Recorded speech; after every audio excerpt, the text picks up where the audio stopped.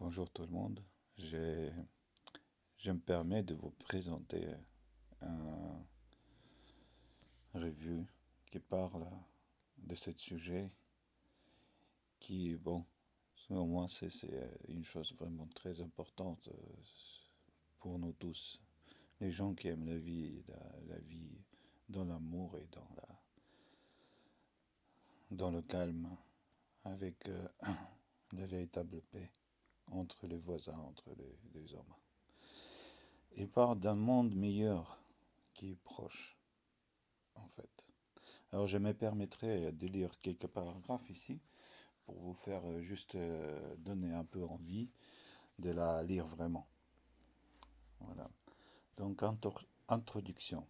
Les événements mondiaux actuels sont-ils le signe que la fin du monde est proche? Si oui, pouvons-nous faire quelque chose pour survivre à la fin du monde? Et que se passerait-il une fois que ce monde aura pris fin? La Bible donne à ces questions des réponses rassurantes. Découvrez-les dans cette revue. Nous avons besoin d'un monde meilleur, ça c'est sûr.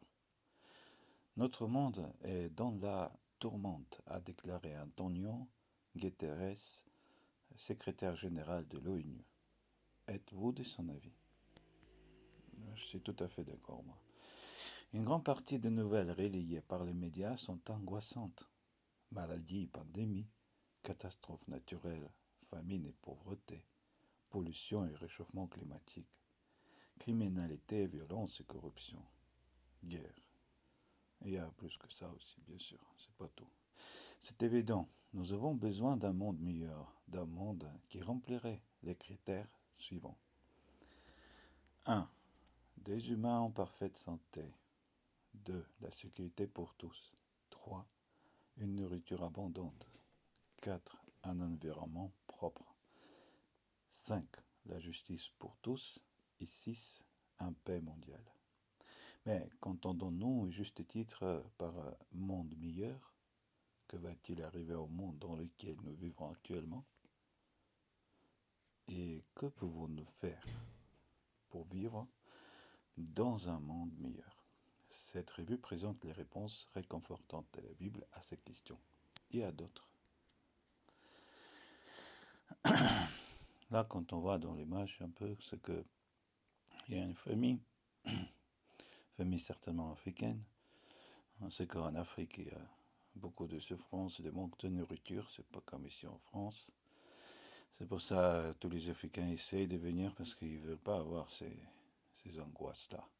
Et là, on voit que les Africains sont chez eux bien heureux, bien nourris. Donc c'est, c'est idéal, quoi. C'est bien. Pourquoi pas faire ça? On a tous les moyens. Mais voilà, le monde d'aujourd'hui n'est pas tel qu'on souhaite. Alors, ce monde va-t-il prendre fin? Comme vous le savez, peut-être la Bible parle de la fin du monde. Là, vous pouvez, quand vous allez voir le revue, vous pouvez appuyer là, lorsque c'était marqué en bleu, vous appuyez dessus et il sortira le verset qui c'était. Il dit ici, 1 Jean 2,17, de plus, ce monde est en train de disparaître et son désir aussi.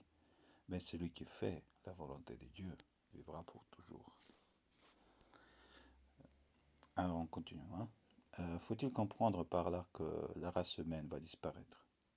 La Terre va-t-elle devenir une planète désertique et sans vie ou être complètement détruite?